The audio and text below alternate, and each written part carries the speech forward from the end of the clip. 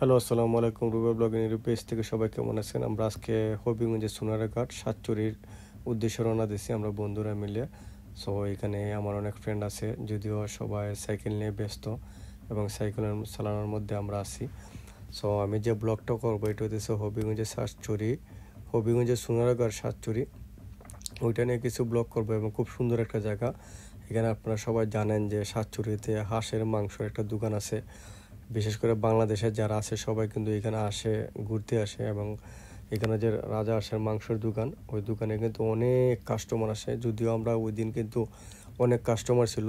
তো আমি চাইতেছি যে আপনাদের জন্য ভালো একটা ব্লগ করার জন্য, তো আমি ভাবলাম যে একটা ব্লগ করি, যেহেতু আমি ভিডিও কাজের পাকে পাকে আমি আপনাদের জন্য ভিডিও করি। এই যে দেখেন রাজা হাঁসের মাংস এবং রাজা হাঁস, তারা কিন্তু ইনস্ট্যান্টে জবও করে, কিন্তু এখানে অনেক পর্যটক আছে, তাদেরকে খাওয়ানো হয়। এবং আমি খাওয়ানোর যে ভিডিওগুলো আছে ওইটা চেষ্টা করতেছি আপনাদেরকে দেখানোর জন্য। এই যে এখানে রান্না করা হইতেছে, এই যে হাঁসের মাংস এবং মুরগির যে দেশি মুরগি, ওইটা কিন্তু দেশি মুরগি জবাই করে কিন্তু পর্যটককে ভালোভাবে খাওয়ানো হয়। যে একদিন পেঁয়াজ কাটতেছে, তারপরে এখানেও মামারা যে বাবুর্চি আছে তারা কিন্তু অনেক রান্না বান্না করতেছে।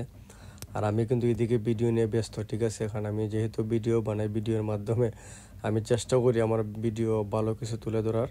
এবং আমি জানি যে আমি শুধু আপনাদের জন্য ভিডিও বানাই, আমি কিন্তু যে রান্না বান্নার ভিডিও যেখানে কী হইতেছে না হইতেছে এটা শুধু আমি আপনাদের জন্য দেখানোর চেষ্টা করতেছি। আপনারা অবশ্যই ভিডিওটা ভালো লাগলে লাইক কমেন্ট শেয়ার দিবেন, পাশে থাকবেন, আমার সাথে থাকবেন। এই যে দেখেন এখানে যে পিছনে কিন্তু রান্নার জায়গা আছে। আমি বলতেছি যে মামা এখানে কেউ করতেছে বাবুর্চিরা কিন্তু দেশি মুরগি এবং রাজা হাঁস।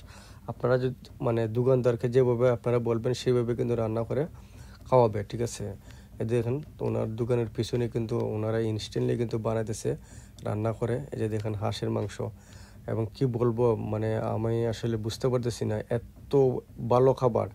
এবং আমরা কিন্তু সুযোগই পাই না, এতগুলো কাস্টমার দেখেন ইনস্ট্যান্টলি কিন্তু ওনারা বানাই দিতেছে রাজা হাঁসের মাংস এবং বুনা করে। সো আমার কাছে ভালো লাগছে, তো আমি ভাবলাম যে একটা ভিডিও করে ফেলি। এবং আমরা কিন্তু সকালবেলার থেকে কিন্তু রওনা দিছি, ঠিক আছে, বন্ধুরা মিলে। আমি আমার অনেক ফ্রেন্ড আছে, আমরা 4-5 জন গেছি। দেখেন এখানে রাজা হাঁসের মাংস এবং দেশি মুরগিগুলো আছে না, ওনারা ভালো করে আপনাদের জন্য রান্না করবে।